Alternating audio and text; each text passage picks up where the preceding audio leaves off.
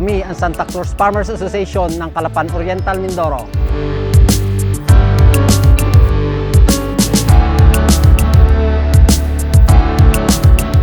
Ako po si Homonobo Antinor, President po ng Santa Cruz Farmers Association dito po sa Calapan City, Oriental, Mindoro. Nalaman po namin ang programang RCEP. Nag-comply po kami ng mga requirements. Ay pinalad naman po, awa po ng Diyos, ay dumating po sa amin. Combine harvester, four-wheel tractor, walk-behind transplanter, 2 unit, riding type transplanter, at ito pong ating dryer at generator. Kaloob din po yan ng Rice Competitive Enhancement Fund. Ang nabago ng RCEP sa aming asosasyon, umangat po ang ani namin, tumaas ang kita, nagkaroon po ng kompetisyon nang dumating ang mga makinaryang yan. Compare po sa mga makinarya ng mga private na machineries, mas mababa po ang singil namin sa aming farmers. Kaya pangangalagaan po namin ng maayos, pagyayamanin, upang sa ganun po nangangarap din po kami. Kami po ay maging negosyante magsasaka at tumayo po sa aming mga sariling paa nang hindi na po kami problema ng ating gobyerno. Nung una po ay siyempre po medyo mahirap at mabagal po ang proseso. Kalabaw nga at mga ang traktor lang ang ginagamit. Gamit po ang traktor ay mas mabilis po ang proseso ng paghahanda sa lupa.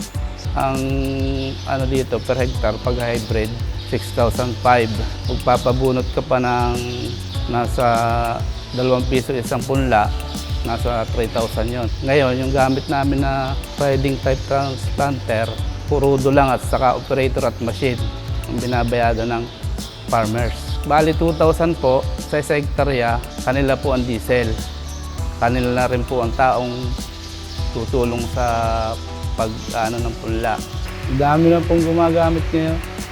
Natalukan po namin ay kulang 7 hectare na bago may schedule kami din ng 9 hectare pa uli. Harit umabot nga po sa 50 plus, dadayo pa yata kami. Gamit ang harvester unit, mas nakakatipid si farmers, tipid sa oras, tipid sa tao. Mas mabilis po nga gawa ng halos 2 oras lang din po yung sa hektarya. Nakasako na siya lahat. Ako nga po pala ay si Jeffrey Giao, miyembro po ng Santa Cruz Farmers Association. Isa po sa nakikinabang sa mga makinarya ang pinamigay po ng Department of Agriculture through RCEP at sa PhilMec po. Dumating po ang mechanical transplanter dito po sa amin sa Santa Cruz ay nung una po ay talagang marami po nag-hesitate na gumamit. Nag-conduct po sila ng Rice Techno Demo.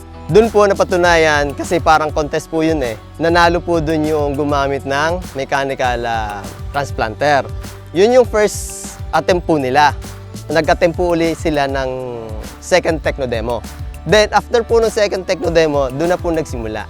Doon na po dumami ang gumamit. At isa ho ako doon sa nainganyo na gumamit. Mula po noon hanggang ngayon, yung pong mechanical transplanting na po yung ginagamit ko na technology. So, yun nga po, ang mga nangyari, then parang naging big brother din po ang Farmers Association na nag-share din po na experience sa ibang municipalities para po i-adapt yung bagong technology na ini-offer po ng PhilMec. Kaya po, sana ay magtuloy-tuloy po na mabigyan ang ating mga magsasaka. Kami po, mga magsasaka, tuloy-tuloy ng pagbigyan at maturuan ng mga bagong technology para naman po hindi ho tayo mapag-iwanan ng ibang bansa. Bawat magsasaka, sabay-sabay arangkada. Aangat sa tama at makabagong makinarya.